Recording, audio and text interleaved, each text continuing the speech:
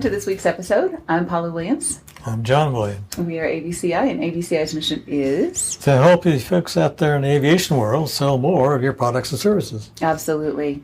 So today we're going to talk about Meet the Team and About Us pages. You know, those are pretty essential elements of people's websites that often get ignored, or they're afterthoughts, or they leave the lorem ipsum text in the templates because they're not sure what to do with these things, right? Or at the best, they don't update them when somebody leaves and somebody else comes on board. Exactly. So, a lot of companies will say that people are your competitive advantage, right? You've heard a lot of companies say that. Oh, yeah. Mm-hmm. If that is true, why do you not at least invest in good professional headshots and good professional bios for the people on your team that are interacting with your customers, right? Exactly. Yeah. Pretty inexpensive. Exactly, especially compared to the results that come from this. I think everybody understands that customer service is one of the primary benefits of private aviation over commercial aviation. And that includes all aspects. That's flight schools, that's charter, that is maintenance, management, parts even. Service is what differentiates you from your competitors. And service is people, right? That's so far. Yeah. And you don't want robots answering the phone, and a lot of people do. Not until they get a lot better. Oh, yeah, exactly. So human beings are really where it's at, even now in this industry. Most of our demographics are people who appreciate interacting with human beings. And if you have good, intelligent, fabulous human beings, you should let people know, because, that is such a huge advantage, especially in today's market, because a good team is so hard to come by. Good people are so hard to come by. Yep. Okay. So a lot of people will say, well, I don't want to put people on our website because our turnover is so high. I don't want to put somebody's bio out there and have them move on. I've had people say that. Well, there's two problems with that at least. Right. Number one, fix your turnover problem. Exactly. And two, invest in your people, right?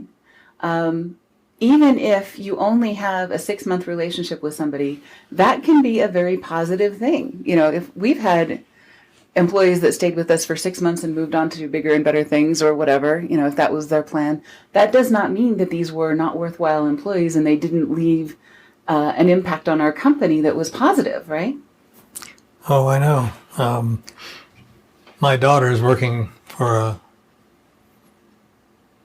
let's just say an organization that one of the people in there, the word got out that she's working on her PhD and she's planning to leave and get a different job. And now the organization will not give her meaningful work. And that's like a 2-year process, getting this degree, right? Give me a break. So they're going to spend 2 years paying this lady without fully making her feel like part of the team and using her as part of the team. And that's such a waste, for 2 reasons. One, maybe she won't leave. Yeah, she might not. If they treat her like a human being and they give her meaningful work and they give her opportunities for advancement, maybe she will use that degree in her, in a new role, and she'll grow with the company or grow the company with her. I'm just saying. The second thing is maybe she will leave after 2 years, but 2 years is a long time. A lot of great work can be done in 2 years. Absolutely. A lot of people influenced appropriately.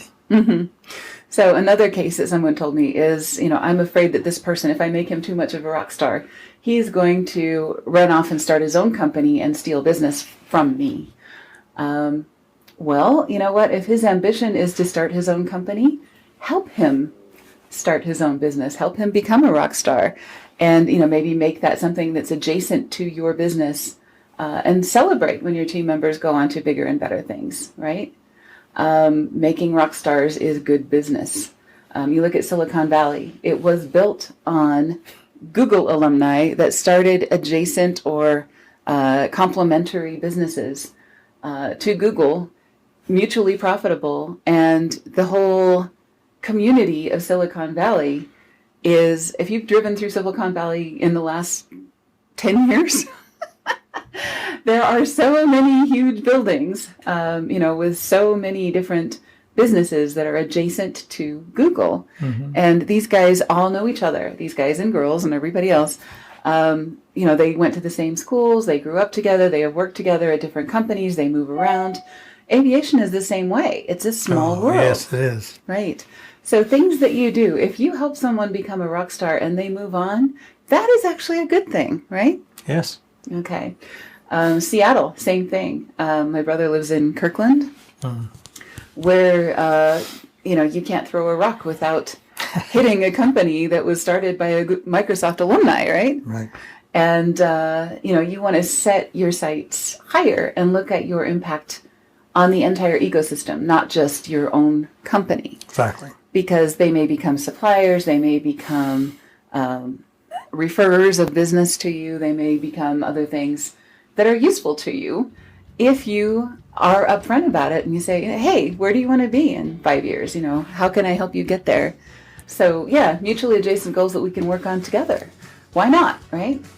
Just think a little bigger. Exactly. And that's the whole ticket, is you got to think bigger. Right. So, if you got a dream big. Shoot for Mars. If you get to the moon or Jupiter, you did good. Right. The other corollary to this is the whole thing about hire slow and fire fast. Yes. So if you have a process for onboarding people that includes finding out what their long-term goals are, take their picture, get their bio done, help them become a rock star, do their personal branding, help them grow their audience on LinkedIn. You never know. They could be shoveling you business and you might be shoveling them business in the future. Exactly. So, set your sights higher, think bigger, don't be paranoid.